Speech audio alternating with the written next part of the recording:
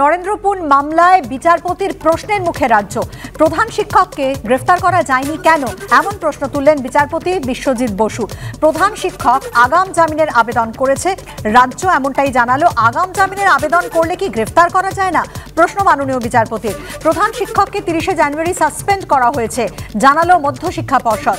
প্রধান শিক্ষক ছাড়া এফআইআর এ নাম থাকা বেশ কয়েকজনকে ইতিমধ্যেই গ্রেফতার করা হয়েছে। আদালতে এই তথ্য দিল রাজ্য। আশা করি পুলিশ সব অভিযুক্তকে গ্রেফতার করতে পারবে, এমন মন্তব্য করলেন মহামান্য বিচারপতি। মাধ্যমিক পরীক্ষার পরে ফের শুনানি হবে বলে জানা যাচ্ছে। আরও একবার জানাই, নরেন্দ্রপুর মামলায় বিচারপতির প্রশ্নের মুখে পড়ল রাজ্য। তার কারণ, প্রধান শিক্ষককে কিন্তু এখনো গ্রেফতার করতে পারেনি পুলিশ, এবং তা নিয়েই মাননীয় বিচারপতি বিশ্বজিৎ বসু তিনি প্রশ্ন তুললেন। এবং প্রধান শিক্ষক আগাম জামিনের আবেদন করেছেন, এমনটা যখন রাজ্যের তরফে জানানো হয়, তখন মাননীয় বিচারপতি প্রশ্ন করেন যে আগাম জামিনের আবেদন করলে কি গ্রেফতার করা যায় না।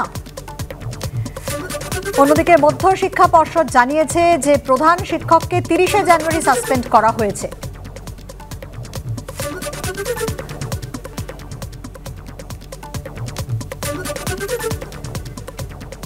হাসপাতালের দেওয়ালে পানের পিকের দাগ, হাসপাতাল চত্বরে যত্রতত্র ছড়িয়ে আবর্জনা, পড়ে রয়েছে ব্যবহৃত গ্লাভস, সিরিঞ্জ, তুলো, গজ, রক্ত পরীক্ষার ভায়াল থেকে শুরু করে রোগীদের ব্যবহৃত বিছানা। এই ছবি রাজ্যের অন্যতম সুপার স্পেশালিটি হাসপাতালের। চিকিৎসাধীন সঙ্গীত শিল্পী কবির সুমনকে দেখতে বৃহস্পতিবার কলকাতা মেডিকেল কলেজে যান মুখ্যমন্ত্রী মমতা বন্দ্যোপাধ্যায়। এই ছবি তার চোখ এড়ায়নি। মেডিকেলের এই ছবি দেখে ক্ষুব্ধ স্বাস্থ্য সচিব নারায়ণ স্বরূপ নিগম। পরদিনই স্বাস্থ্য ভবনে কলকাতা মেডিকেলের অধ্যক্ষ ও উপাধ্যক্ষ, কলকাতা পুরসভার সাফাই বিভাগ এবং পূর্ত দফতরের আধিকারিকদের স্বাস্থ্য ভবনে তলব করেন তিনি।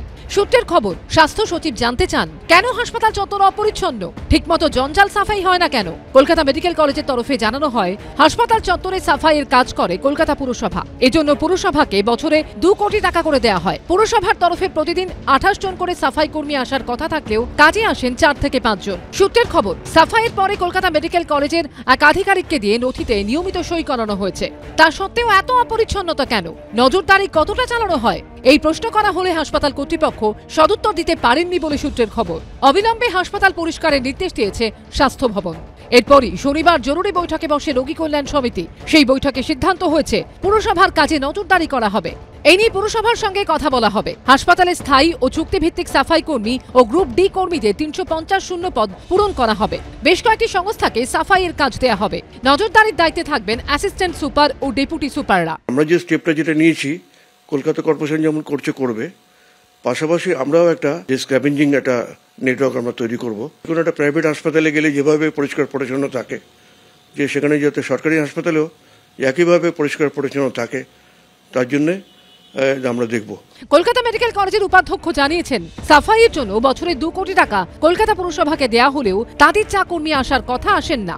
হাসপাতালের সাফাই কর্মীদের মধ্যেও কাজে না এসে সই করার প্রবণতা দেখা গেছে। কড়া হাতে এগুলি নিয়ন্ত্রণ করা হবে। এখানে যে 2 কোটি টাকা দিচ্ছে মেডিকেল কলেজগুলো পরিষ্কার রাখার জন্য, সেখানেও পৌরসভা কোনো দুর্নীতি করেছে না সেটা তো খতিয়ে দেখা দরকার। একটা হাসপাতালের সুস্থতার জন্য মানুষ আসে, অসুস্থ হওয়ার জন্য আসে না।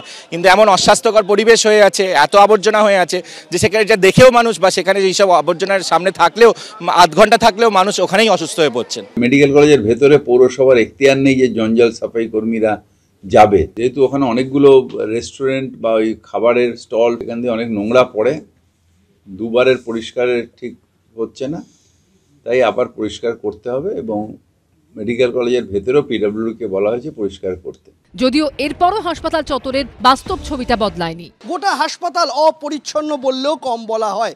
হাসপাতাল কর্তৃপক্ষের বক্তব্য যে তারা এ বিষয়ে তৎপরতার সঙ্গে ব্যবস্থা নিচ্ছেন।